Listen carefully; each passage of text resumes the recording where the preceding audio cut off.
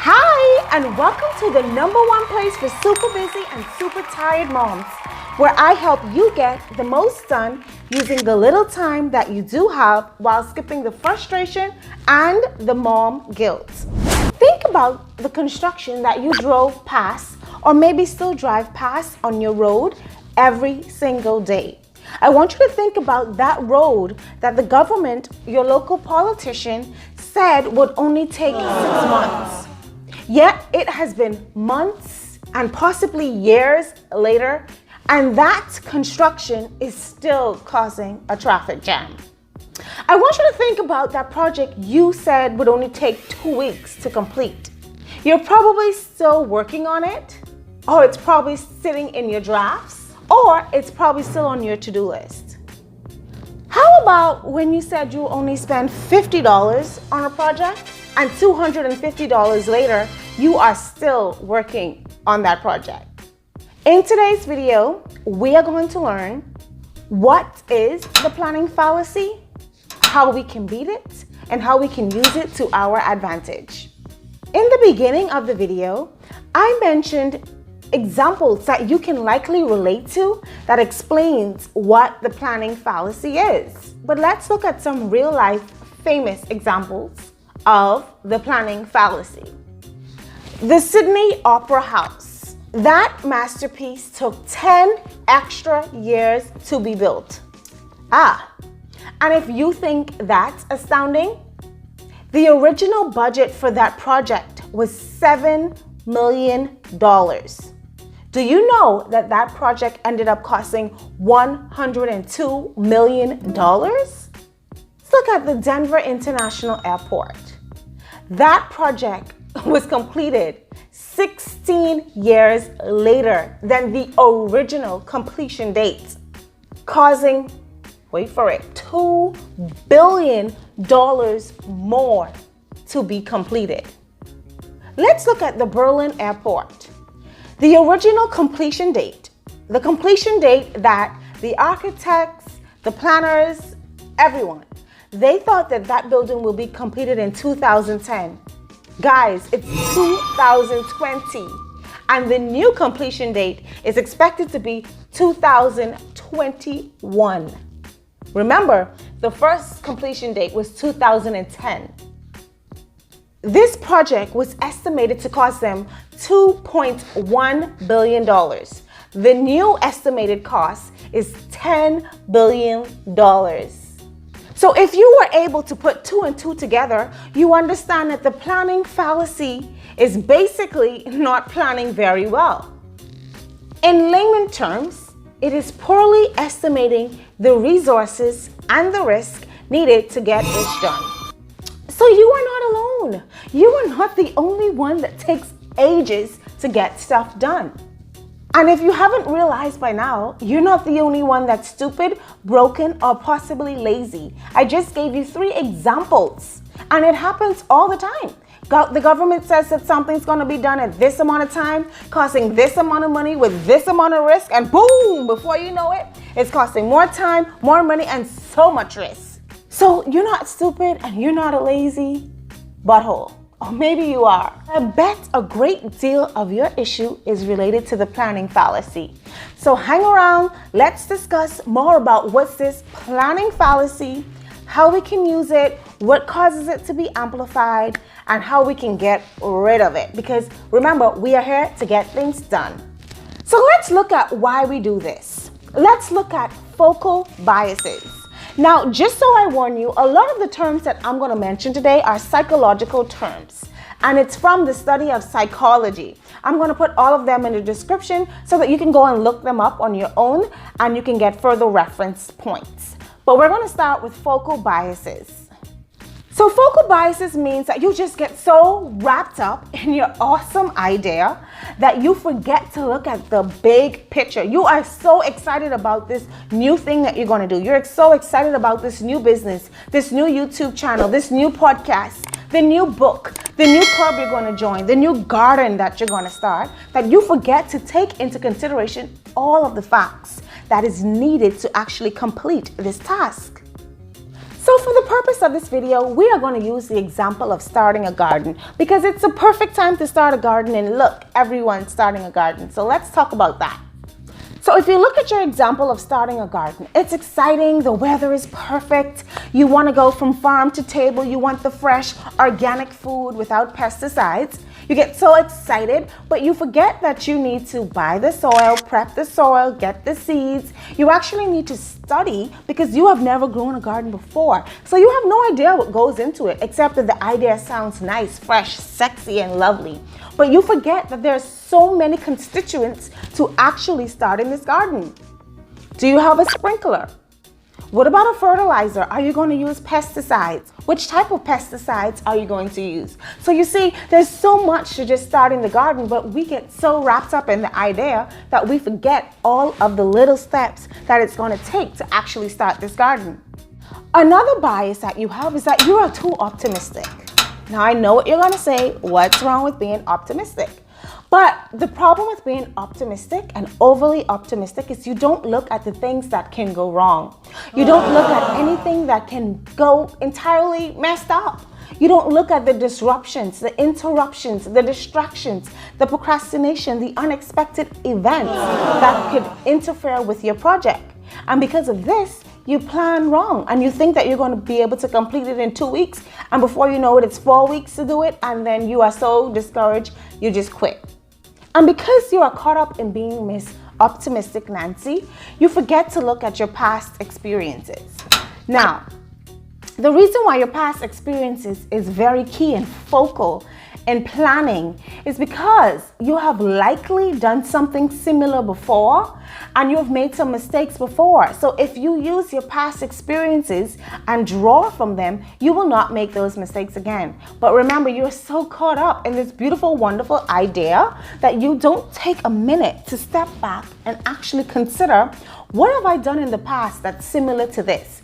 How many mistakes have I made with similar projects? How can I not make those mistakes again? We're so excited to look in the future and we're so forward thinking that we don't stop to think, oh, what did we do last time that absolutely did not work? There is another reason why we plan so poorly, and psychologists refer to that reason as anchoring and adjustments. This is a psychological cognitive bias that causes us to make adjustments to our ideas based on the original idea. Stick with me. Let's say, for example, you're just sitting on your couch and you get the idea to start a garden.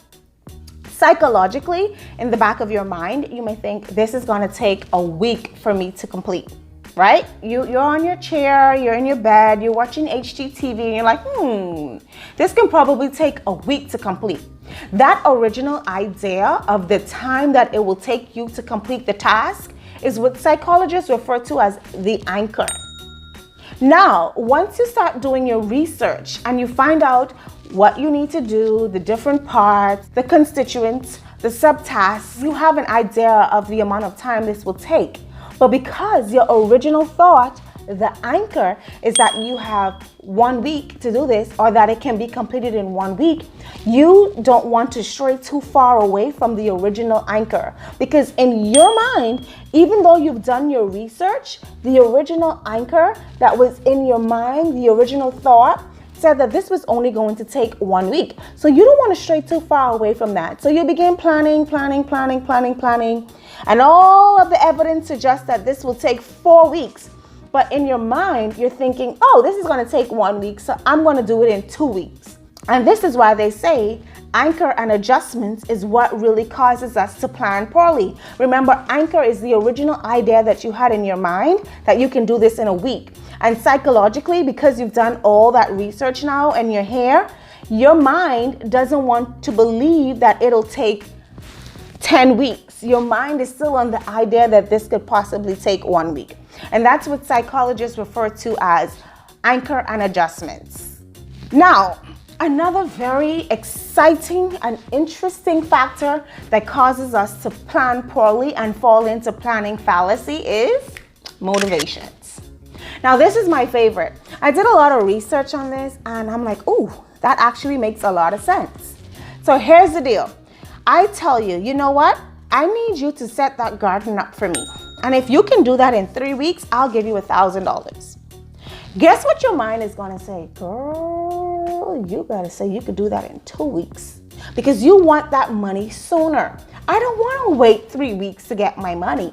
I want my money sooner. So naturally, when you're planning out the phases, the steps, the tasks, all of the material, all of the things that can go wrong, naturally your brain is going to tell you, you need to do that a little sooner, honey. You want that money sooner than 3 weeks. So because there's an external motivational factor attached to what you actually need to do, your brain is telling you, you need to do that faster.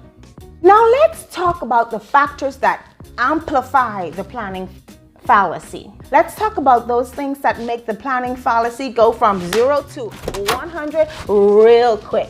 These are things that actually speed it up. These are things that cause us to go into crazy planning, and these are things that cause us to think, oh my God, we need to do these things really fast. These are things that cause us to plan extremely poorly. Perceived power.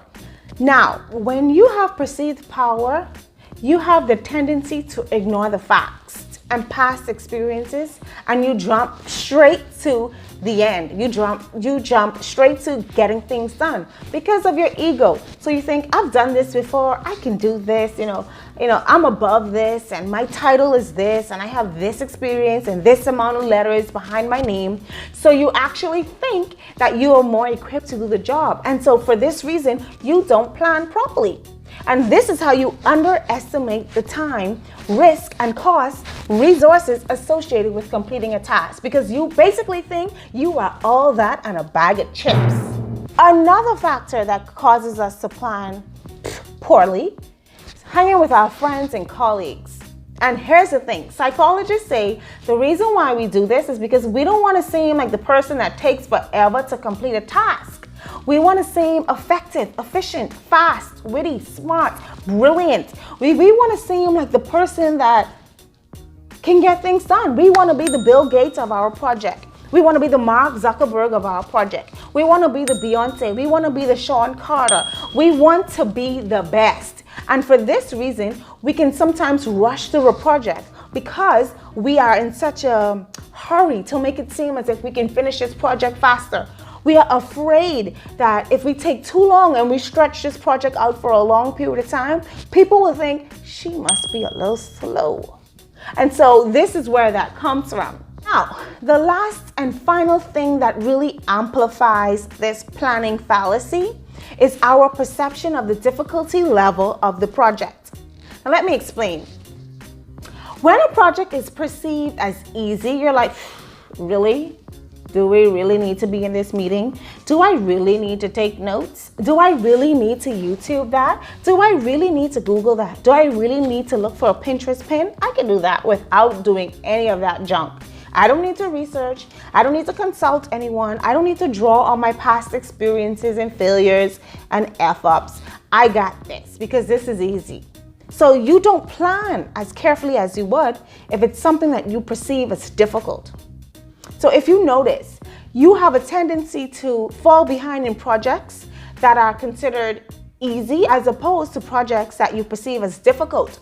Because when the projects are difficult, you take your time, you dissect that. You call this one auntie, uncle, professor, pastor, lawyer, doctor, nurse. You Google, you may even go to the library because you think that this project is difficult. So your mind is telling you, you know what? We need to get to work, chick. You really don't know too much about this. You really don't know jack, and this is difficult. So your mind psychologically tells you you need to invest more in planning. As opposed to when you think it's easy, your mind is like, girl, please, let's go do something fun. I hope that you understand what I'm saying here when assessing things that are difficult and easy. Now, for my favorite session, how do we kick this planning fallacy in the butt? How do we not let this thing get us? Because we've learned what it is now, and so we can recognize the cues and signs, right? You can, and if you haven't, you need to watch the video again, rewind. Don't worry, I'll be here. You can go back. But I hope that you have learned what it is. You can identify the cues and signals to actually get this to work to your advantage. So let's look at how we can kick this in the butt. Let's look at idea number 1. You have to look at past experiences. It sucks to look back at things that did not go well. I get that. And I'm pretty sure there's a psychological reason for that, but I ain't your psychologist, so you may want to Google that yourself. But I'm pretty sure there's a reason why we don't want to look back. But we need to look back because we need to look at similar situations and predicaments that we have been in so that we can draw from those experiences and we don't make that mistake again. We really can't make the same mistakes over and over and over. And that's why you want to look back. When you're looking back, think about how long it took you to complete a similar task. And if you've never done a similar task, you need to talk to someone that has, because then you can avoid making the same mistakes that they have. I want you to think about how long it normally takes you to complete a task. If you take forever to complete tasks, then don't think that you can plant this garden, harvest, reap crop in 2 days if it takes you 3 hours to clean your bathroom.